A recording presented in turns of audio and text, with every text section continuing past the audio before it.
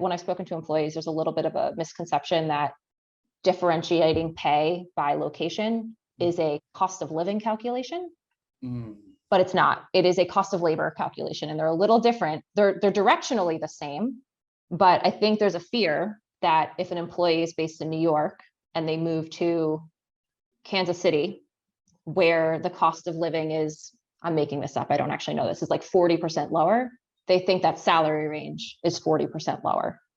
That is not the case.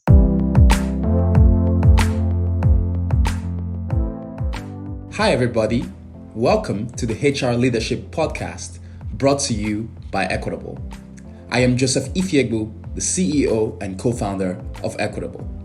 This HR Leadership series focuses on what companies are doing to understand employee satisfaction, productivity, diversity, and how leaders are approaching the moments of truth.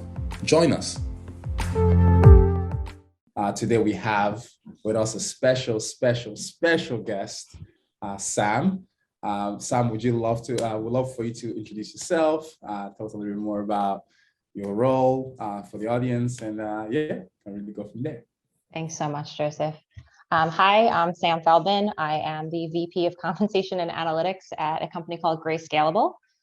Just a little bit of background, Scalable is an HR consulting firm. We do all sorts of things, hiring, executive search, HR services, and I lead the arm of the business that's compensation and analytics. We primarily work with growing tech startups, companies that are anywhere from 50 to a few thousand employees. And actually, recently, in the past couple of years, we've been working a lot with nonprofits. I've been at the company for just shy of 7 years.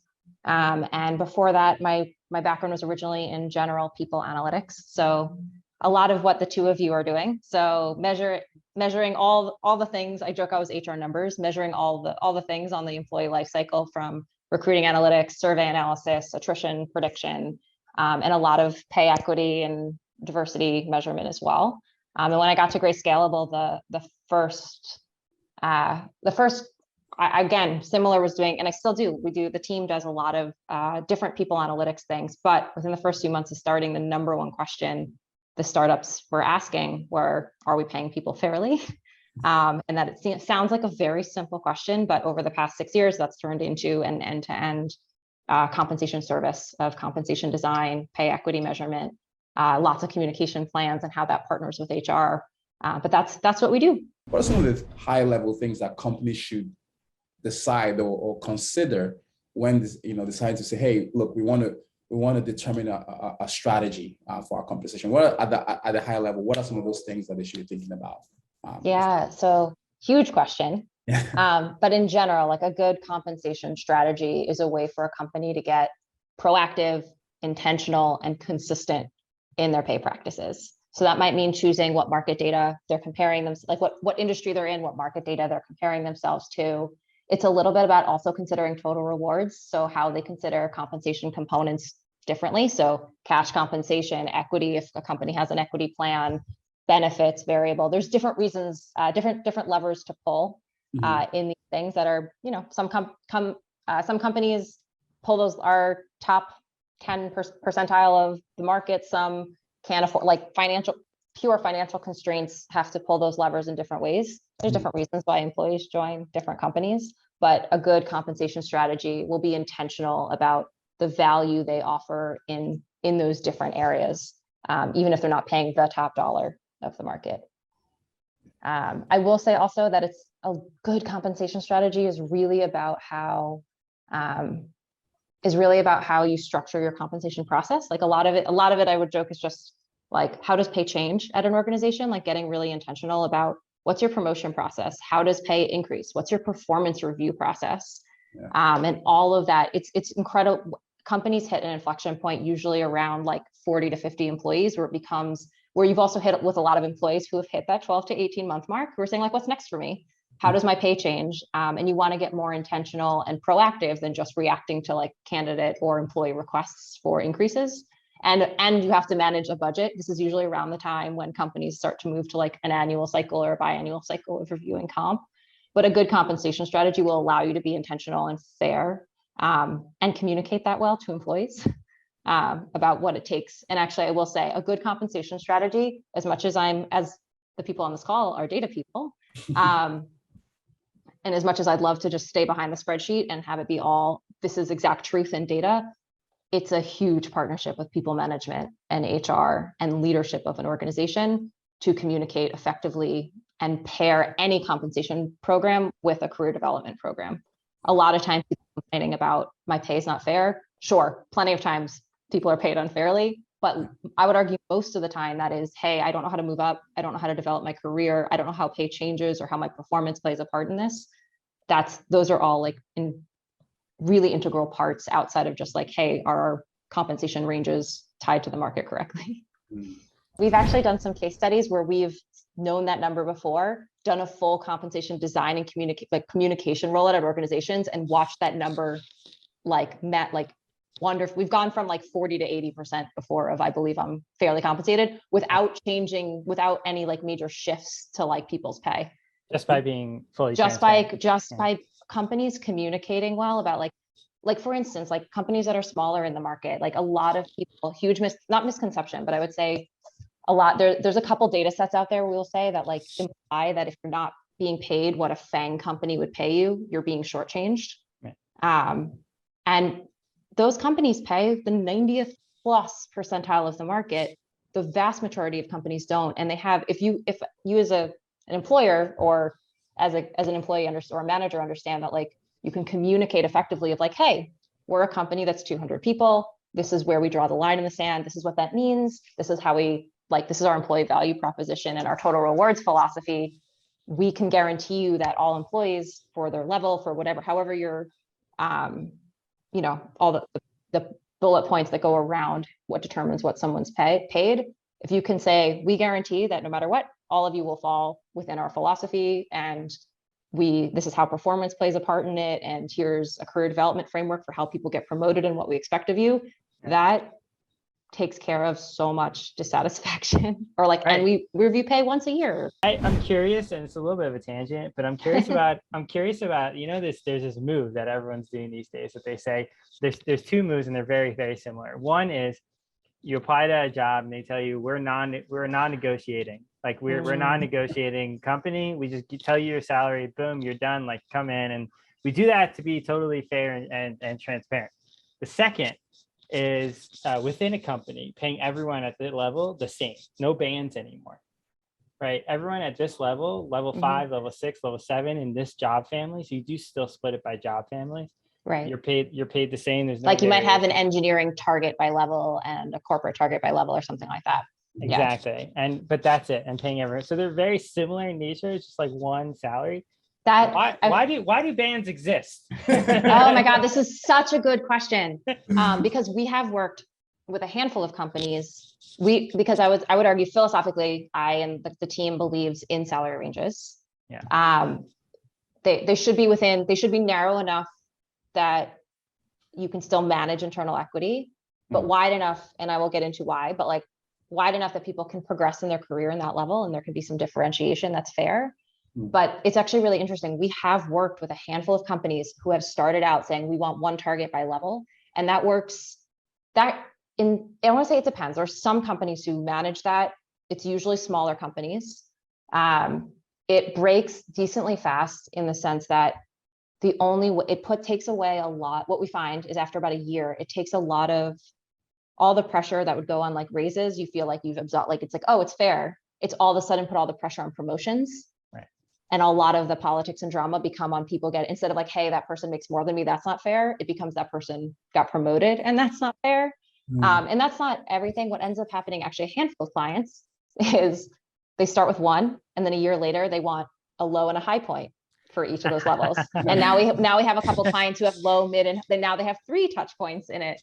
And then the issue though becomes like, the reason I fundamentally believe in bands as a good practice again, I don't want to like prescribe perfectly for everybody, but the reason bands work well for most companies that we design with is that within a level, particularly as you get more senior, within a level, there is going to be a range of experience, slight skill set shifts, performance, where you want to be able to differentiate between employees. effectively. And that's what like, there's, I don't want to botch this, but like, there's a difference between like equality and equity.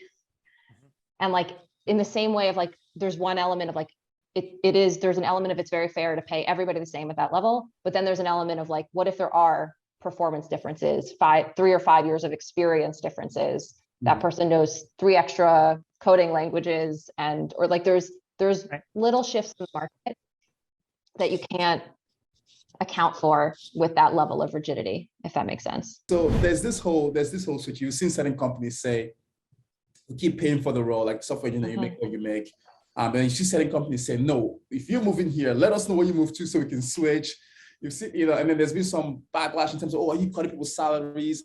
Like, I would love to just get yeah. like again, huge topic. Yeah. But I'm happy to break it down in terms of. Please. Okay. Please. Yes. So first, slight history. For now, I'm going to put some parameters around like, right now I'm just talking really about like the US, less about like international markets. Yeah. But first, I think a small like history part of compensation design, having a geography or local market based or metro area based approach to pay pre-pandemic was always a thing. Like it's funny because like, post like this in this new remote work world, it's become a hot topic, but paying relative to the metro areas you're hiring in forever has been a natural part of compensation strategy. So like, even like 2-3 years ago, you could look at like all of like Facebook's job postings, half of the US ones were outside the Bay Area. And there's a reason for that. Like when you're dealing with a company at that scale, and actually I used to work for companies that were thousands and thousands of people. There are workforce planning, facilities, people analytics, finance teams, all doing that research to figure out what markets they want to be in. And part of that calculation is like where the talent is, what the cost of labor is. Yeah. So a team might open up that's why there's a lot of like, you'll find a lot of like e-commerce companies have a customer success or call center in like Tucson, Arizona, but their headquarters is in California or Minneapolis or something like that. Is like there have been labor cost calculations. Yeah. It is just really that also say it is very interesting. The past 2 years, though, in tech, the remote world has shifted things, have shifted mindsets, has shifted pay a bit in terms of how companies approach the geo strategy. And then I think second, what I want to talk about a little bit is like just making sure, I know we've chatted about this before, but just making sure anyone listening understands that I think when I've spoken to employees, there's a little bit of a misconception that differentiating pay by location is a cost of living calculation, but it's not. It is a cost of labor calculation, and they're a little different. They're directionally the same, but I think there's a fear that if an employee is based in New York and they move to Kansas City, where the cost of living is, I'm making this up, I don't actually know this, is like 40% lower, they think that salary range is 40% lower. That is not the case.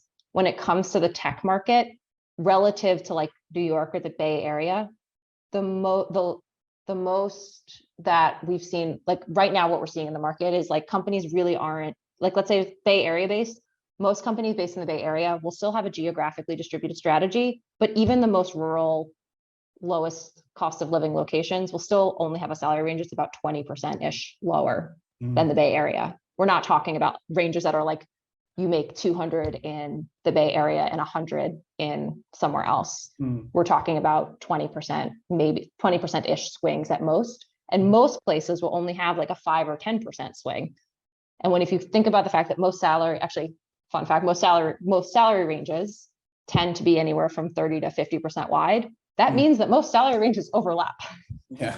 Like if you're going to move, and then that brings up the third thing of like, what happens when employees move? Yeah. And I will say there's two different things. One, the philosophy itself, actually we'll get into second, like about, I do, for reasons I will get into, believe that some form of a geo distributed strategy is a good one. But when it comes to actual policy of what happens when people move, particularly for small companies, what we generally find is it's really, particularly in this market, bad for competitiveness and morale to cut employee pay. Yeah. The big companies are doing it, like the Googles and the big companies will cut, will have and that is because it doesn't scale well to pay everybody Bay Area pay everywhere. But what we've seen is, hey, we're not going to cut your pay, but companies that do have like a market-based philosophy, well, this is, look, if you're going to move from New York to Minneapolis, we're not going to cut your pay, but when it comes time for review, we are going to review you relative to those market benchmarks. Yeah. And because those ranges overlap, you might be perfectly fine to get a normal raise, whatever it is. But if it turns out you happen to be one of the people who is already like high in market for New York, and that makes you kind of over what we would expect to pay in Minneapolis, we might say, okay, we might make an exception, but it's going to be case by case. We might say that we might not give you a raise that year, just keep pace with internal equity. There's different ways, again, case by case, there's different ways of approaching that. So you don't necessarily lower someone's pay because they moved, but like obviously like it's because one of the biggest things like these days is, people being afraid. And I think like I've even heard stories of people hiding the fact that they moved as long as possible. Yes, like big companies, because big companies do, because it's very hard to scale, like I said. So lots of major companies have formulaic like, hey, this is 10% lower, you're getting a cut if you move. And that's perfectly normal. But because we target startups are already, they want to compete, they want to be fair, they're smaller, they have a little bit more financial flexibility to do that. And they have, get to be a little bit more intentional and people first. They want to be fair. And actually what's funny is when you consider the companies that will cut pay, like the bigger ones that are paying 75th percentile plus of pay, if you're in a company paying 95th percentile of the market and you cut pay by 10%, you're still paying 90th percentile of the market. Like those companies, like it's hilarious because this brings up an entirely tangential point of like, when it comes to how you feel about how you're paid, it's really all like in what you feel about internal fairness. It's not necessarily like what the number is. Yeah. It's more about like the experience and what like we work with nonprofits who, for obvious reasons, have much lower pay bands than a fintech startup. Yeah. But sometimes those teams are fundamentally more satisfied with their pay because they understand it and they feel the process around it is fair more than companies that pay sometimes double that because they're really mad they're going to get a 5K pay cut and it's worth quitting over. Like it's really amazing in the market how that's one thing that like I feel like I've worked with over 100 companies at this point. That's one thing in the market that I find continues to amaze me is how kind of like relative it is and how people compare themselves. The first thing people think of when they think about like, hey, I'm going to measure pay equity, what's the first thing I can pull out of the hat is usually like, let's look at average salary by gender and ethnicity are obviously the two most common forms of diversity or demographics that are measured. So I'm just going to use those for now, but with the full acknowledgement that there are others. But let's look at average salary for men and women. Or let's look at the average salary for white employees versus employees of color. And what's really interesting there is clearly that doesn't account for lots of things. And a lot of times someone's saying, oh, there's a huge wage gap. Men make this average salary, women make this lower average salary. But what that really usually is, more so than sometimes it's a pay equity gap, but more so than a pay equity gap, it's often an opportunity gap.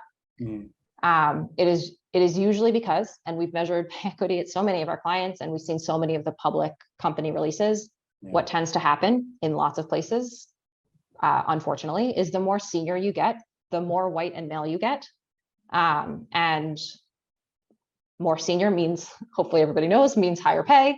So that is usually because the more senior positions are held by those majority groups. And that tends to be why average salary can be a good initial metric marker, but it's not always not always where you want to draw like, hey, we have a pay equity issue from. And that what I would recommend, and in terms of measuring pay equity, and actually one of the things I will not is to measure representation in addition to measuring any pay equity, because, and I actually with our clients, I won't decouple them. I won't measure pay equity without giving them a full representation study, because you can't measure what's not there. And often even just like, again, coming back to like HR and communication, a lot of times people feelings of unfairness or I'm not paid fairly, or when particularly we've worked with organizations where it is more of a situation where we're coming in to do this comp analysis because women employees or Black employees have this deep feeling of unfairness of what's the deal. And often a lot of that is because of representation and opportunity issues, not because of necessarily entirely on pay equity issues. So it's important to measure both. The way that when we measure pay equity is that we are using metrics that control for job function, geography, if there's a geography strategy, and level. So in general, what we're looking at is once you control for those things, are women statistically likely to fall lower in their comp benchmarks relative to men, or employees of color relative to white employees? And even if we don't find that statistical significance, and again, this is keeping in mind that my focus is usually on companies less than 1,000 people. Yeah. We also, we don't like to just check the box and say, hey, that normalization metric we do a t-test, it doesn't have statistical significance. We will drill down by department, by team, all of that. Even if we don't find that level of statistical significance where there's a big issue, we will actually just manually look at everyone. And so even to the point where one of the things we do is we'll create this very broad stroke, what we call our flag list of, hey, here's all of your engineers in level 5. It could be that they're all comfortably in range and within a couple $1,000s of each other, but the lowest paid person is a Hispanic employee. What we do is we'll anytime we find anything like that, any trend like that, or any one-off employee like that, we'll flag that to the organization. And it is a broad stroke list. And this is actually coming all the way back to like ranges, and why like sometimes like that defensible range strategy works is because what we do is, again, partnership with HR, the business leaders as a third party, we try to take the broadest stroke look. Then we ask them to review it. If there's a company of 200 people and they have 20 flags, is there a defensible, realistic reason why this woman makes less than these men? If the answer is yes, actually the 2 men that she's being compared to have 3 more years of experience and got high performance scores, great. Or that woman was just promoted, the other 2 have been in the role for 3 years and are about like, they fundamentally make sense on a continuum, great. But if there's not a reason, we would argue that like, even if it's like a $1,000 difference, they should be brought to at least the next level of pay. We have like 800 questions we can ask you an hour or two, but we'll have to do a part 2 to today. Okay. I mean, Sam, what do you think? I know people could talk like, I mean, I do talk about pay all day, but you could talk about pay all day. Okay. Yeah. So we'll plan for that, because I think this has been an incredible conversation. I've had fun just hear you explain some of these things. I learned a lot from it. So thank you so much. Of course. Thank you guys so much for having me. And for anyone that's listening, we'll have Sam's your details in case like they want to reach out like on LinkedIn, just to learn and just follow you and stuff like that. Great. That'll be great. So thank you so much for your time, and we really appreciate you coming on the podcast. Thank you both so much.